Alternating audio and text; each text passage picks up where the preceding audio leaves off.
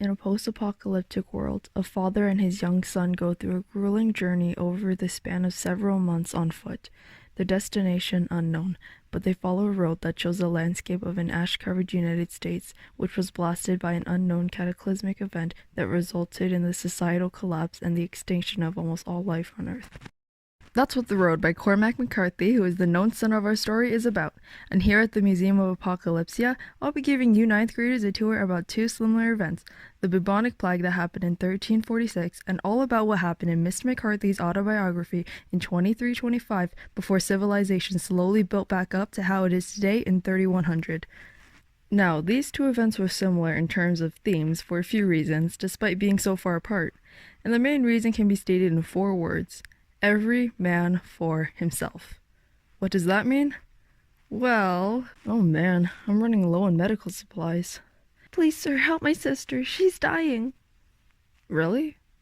Well, bang! Too bad! I mean, maybe not the last part, but the explanation is simple enough. We'll go in order of events and start with the bubonic plague. In 1346, a ship from the Crimea and Asia docked in Messina, Sicily. Now, it's hard to figure out what went wrong because I guess historians can't make up their minds, but as people were taught, it's either the fault of rats or fleas. Personally, I don't get why everyone blamed the rats. I would just say it's the humans' fault. Maybe I just really like rats because I like some rodent Pokemon. Hello, Sandslash. So, when the ship docked when it did, a man named Kipchak Khan Janabeg, who recently had his army horribly taken by the plague, was on board and thought it would be an amazing idea to take the bodies of his plague-infested army and kaboom them into the town of Kaffa in an effort to infect his enemies. It worked, in case you couldn't figure it out. But not only did he get it into his enemies' territories, but when Genoese ships went west to other ports, they were carrying the plague, leading to everyone inward of Europe to gain the plague too. Let's go, gang! Gotta infect them all, right? By 1350, the plague had reached North Africa and spread throughout the southwest and far north of countries in England rapidly. Plus the fact that it moved at a speed of 1.5 to 6 kilometers an hour per day, which is probably faster than a shuckle, sort of shows that it was trying to set a world record.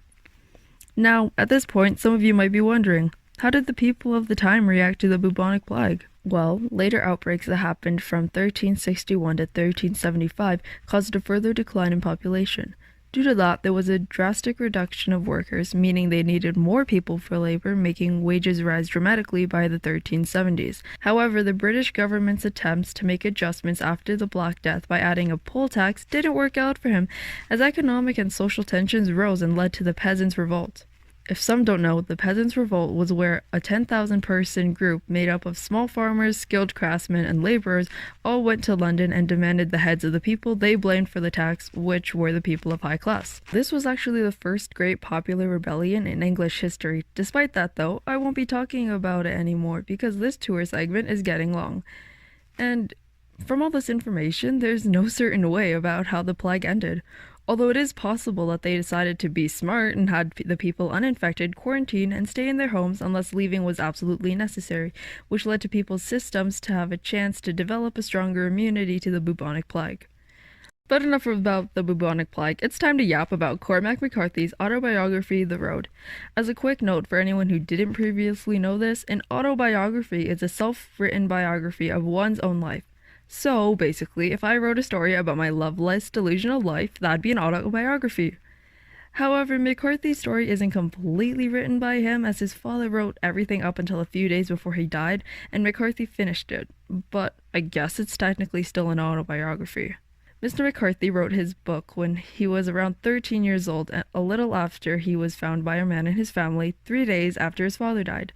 For this tour segment, I'll be giving you all a summary of the book, which will contain some decently graphic stuff, so we'll try to make our recreations more comedic.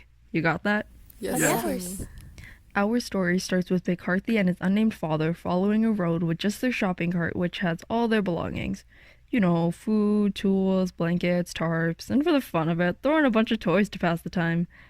Unfortunately, McCarthy's father suffers from a worsening respiratory condition which causes him to cough blood.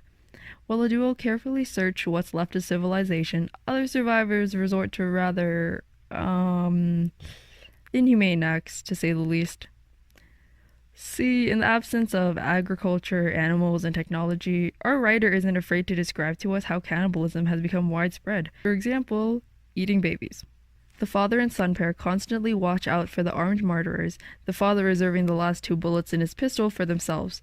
As stated by McCarthy, he wrote that his father told him, quote, "You know how to do it. You put it in your mouth and point it up. Do it quick and hard. Do you understand? Stop crying. Do you understand?" Moving through terror and starvation, they find the treasures left by people who plan for the future. Probably read those survival guide books. Anyways, there's a plantation home that's in the middle of a large farm field that has bounties of food and healthful features.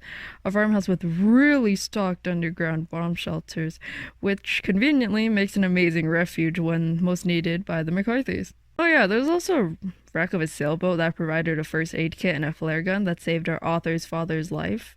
There's encounters on the road that test the duo's morality and shape the character. Cormac's father sees threats and becomes hardened. And by that I mean he shoots a road agent who has a knife to young Cormac's throat, and he withholds food from unfortunate people they meet because, again, every man for himself. However, there are multiple times where McCarthy recalls seeing the needs of other people and develops compassion. He grieves for a man struck by lightning, a basement full of prisoners held to be food, a disillusioned old man traveling alone, a dead baby, there's a lot of those, and a thief with a ruined right hand.